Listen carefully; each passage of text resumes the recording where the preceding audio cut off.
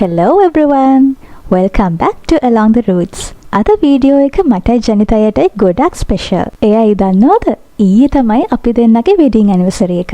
ඉතින් අපි හිතුවා අද ඔෆිස් එකේ පොඩි ලීව් එකක් දාලා ටිකක් ස්පෙෂල් තැනකට යන්න. ඔයගොල්ලෝ අපේ වීඩියෝස් කලින් බලලා තියෙනවා නම් ඔයාලා දන්නවා ඇති අපි දෙන්න ටිකක් හිස්ටොරිකල් ප්ලේසස් වලට යන්න කැමතියි. ඉතින් අද අපි මේ යන්න හදන්නේ ඒ වගේ ගොඩක් ස්පෙෂල් තැනකට. ඒ මේට්ලන් ලොවිනා ආදර කතාවේ ලස්සනම මතකයන් තියෙන මවුන්ට් ලවිනියා හොටෙල් එකට.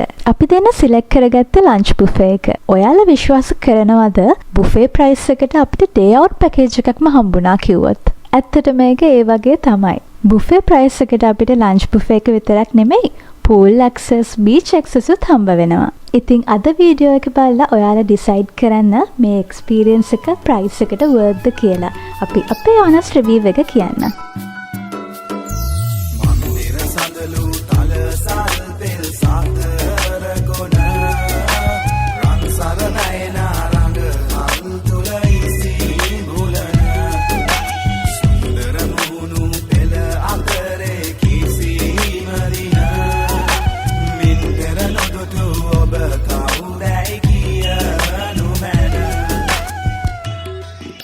ඉතින් එදා උදේ අපි රිසර්වේෂන් එකක් දාගන්න මවුන්ට් ලවිනියා හොටෙල් එකට කෝල් කරා. ඉතින් ඒගොල්ලෝ එදා දවස් අවైలබිලිටි එක බලලා අපිට කිව්වා walk in පුළුවන් කියලා. ඉතින් අපි කෙලින්ම 11:30 වගේ වෙනකොට හොටෙල් එකට ගියා. ඉතින් මේගොල්ලන්ගේ බුෆේ එක තියෙන්නේ ගවර්නර්ස් රෙස්ටොරන්ට් එකේ. ඊට එහා පැත්තෙන් තමයි එයාලගේ pool terrace එක තියෙන්නේ. ඕගොල්ලෝ දන්නවද දැන් මේ හොටෙල් එකට අවුරුදු 200කටත් වඩා වයසයි. අපේ ලංකාව ඉංග්‍රීසින් විසින් ආක්‍රමණය කරාට පස්සේ පත් වුණ පළවෙනි ආණ්ඩුකාරවරයානේ ෆෙඩරික් නෝත්. ඔහුගෙන් පස්සේ දෙවෙනියට පත් වෙන්නේ තෝමස් මෙට්ලන්ඩ්. ඉතින් තෝමස් මෙට්ලන්ඩ් ඉදි කරපු ඔහුගේ මන්දිරය තමයි මේ අද වෙද්දී ගල්කිස්ස මහා හෝටලය එහෙමත් නැත්නම් මවුන්ට් ලවිනියා හොටෙල් විදියට පවතින්නේ. කොයිතරම් පරණ වුණත් අදට ටූරිස්ට් ඇට්‍රැක්ෂන් එක ඉහළින්ම තියෙන හොටෙල් එකක් තමයි මවුන්ට් ලවිනියා හොටෙල් එක. අපි ගියපු දවසෙත් ටූරිස්ට්ලා තමයි ගොඩක්ම හිටියේ. අනිත් දේ තමයි අපි ගොඩක්ම ආස වුණේ මේ හොටෙල් එකේ ආකිටෙක්චර් එකට. අදටත් අලුත් වැඩියා කටයුතු වුණත් ඒගොල්ලෝ පෞරාණිකත්වය ආරක්ෂා වෙන විදිහට කරන්න try කරලා තියෙනවා. ඔන්න මේ තියෙන්නේ pool terrace එක. හොටෙල් එකේ මං වැඩියෙන්ම ආස වුණේ මෙතනට. එතන ඕනම කෙනෙක්ට ඇවිල්ලා නිදහසේ කාලය ගත කරලා යන්න පුළුවන් තැනක්. ඈතින් මූද පේනවා, බීච් එක තියෙනවා. ඒ view එක නම් හරිම ලස්සනයි. ඈත දුරක පිපෙනා රුව දැසට හමු නොවෙනා හොලනියඳ වතිනා මුළු සීත ගුණය දැනුණා මේ කිරිවරු පියනා වනවල දැයි සිතුනා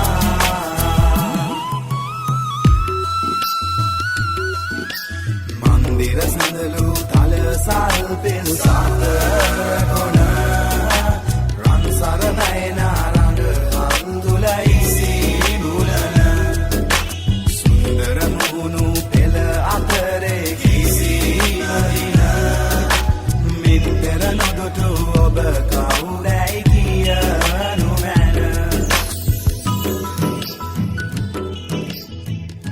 ටිකක් වෙලා එතන ලස්සන බලලා pool එකට යන්න ඕන හින්දා අපි දෙන්න ඊට පස්සේ change කරගන්න ගියා.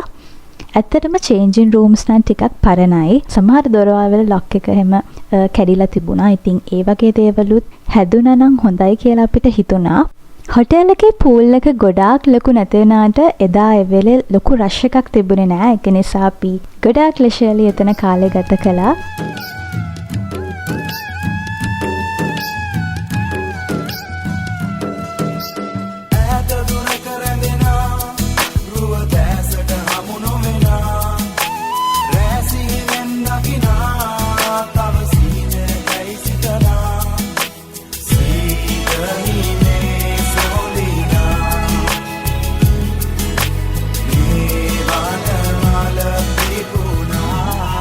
ඊට පස්සේ එකමාර වගේ වෙනකොට අපි ලන්ච් එක ගන්න ගියා. අපි මුලින්ම පටන් ගත්තේ ඒගොල්ලන්ගේ බ්‍රෙඩ් කෝනර් එකෙන්. එතන තිබුණා අයිටම්ස් වල වයිඩ් වෙරයිටි එකක් තිබුණා. ඒ වගේම අපි ගත්ත හැම බන් එකක්ම වගේ හරිම රහයි. හැබැයි සුප් එක නම් එදා ස්පිනච් ක්‍රීම් සුප් එකක් තිබ්බේ. ඒකට නම් අපි දෙන්න වැඩිය කැමති වුණේ නැහැ. ඒත් ඉතින් ස්පිනච් සුප් අපි වැඩිය ගන්න නැති හෙල්දි සුප් එකක් නේ. ඒක නිසා මට පස්සේ හිතුණා හැම එකක් තිබ්බ එකත් හොඳයි කියලා. ඊළඟට මේ තියෙන්නේ මගේ ෆේවරිට් සලාඩ් කෝනර් එක. එතන නම් ගොඩක් items තිබුණා. ඒගොල්ලන්ගේ තිබුණු සමහර items අපි අරගෙන තව ඒගොල්ලන්ට කියලා මමයි ජනිතයයි customized salads දෙකක් හදාගත්තා. එතන dressings උත් ගොඩාක් තිබුණා. මගේ එකට add කරන්න කියලා කිව්වේ orange dressing එකක්. ජනිතයගේ එකට cocktail dressing එකක්. ඒ දෙකම ගොඩක් රහට තිබුණා. හැබැයි මං හිතන්නේ orange dressing එකේ වැඩිපුර රහයි. ඉතින් මේ ඔයාලට පේනා වගේ items ගොඩක් එදා buffet එකේ තිබුණා. හැබැයි අපිට හිතුණා food varieties ටිකක් අඩුයිද කියලා. ඒත් variety එක අඩු වුණාට එතන තිබුණ කෑම හැම එකක්ම හරිම රහට තිබුණා. ඒ වගේම action stations උත් කීපයක්ම තිබුණා. ඉතින් මම තාම ඔයගලන්ට මේ buffet එකේ price එක කිව්වේ නෑනේ. අපි දෙන්න මේ ගියේ weekday එකක lunch buffet එකට. ඉතින් මේක අපිට එක්කෙනෙක්ට උනේ රුපියල් 5400යි. ඉතින් මේ governors restaurant එකේ indoor outdoor දෙකේම ඔයගලන්ට ඉන්න පුළුවන්. අපි නම් outdoor table එකක් තමයි ගත්තේ.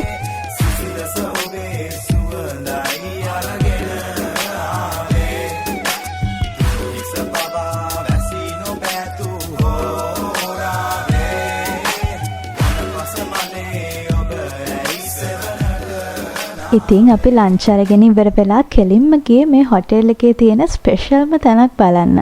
ඒ තමයි මේ මන්දිරය හදපු තෝමස් මෙට්ලන්ඩ් එයාගේ ආදරය කරපු ලොවීනව හම්බ වෙන්න හදපු රහස් උමග බලන්න. ඉතිහාසයේ දක්වන විදිහට මේ උමග ලොවීන ජීවත් වුණු ප්‍රදේශයේ ආසන්නයටම යන්න තමයි හදලා තියෙන්නේ. හැබැයි දැන් වෙද්දි නම් මේ උමග මගින් වහලා දාලා තියෙන්නේ. දැනට ඉතුරු වෙලා තියෙන්නේ ගොඩාක් පොඩි ප්‍රමාණයක් විතරයි.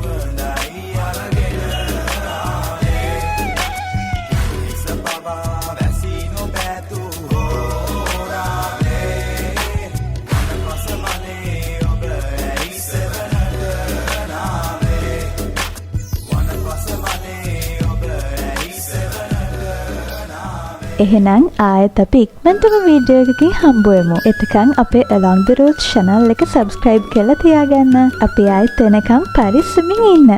Bye bye.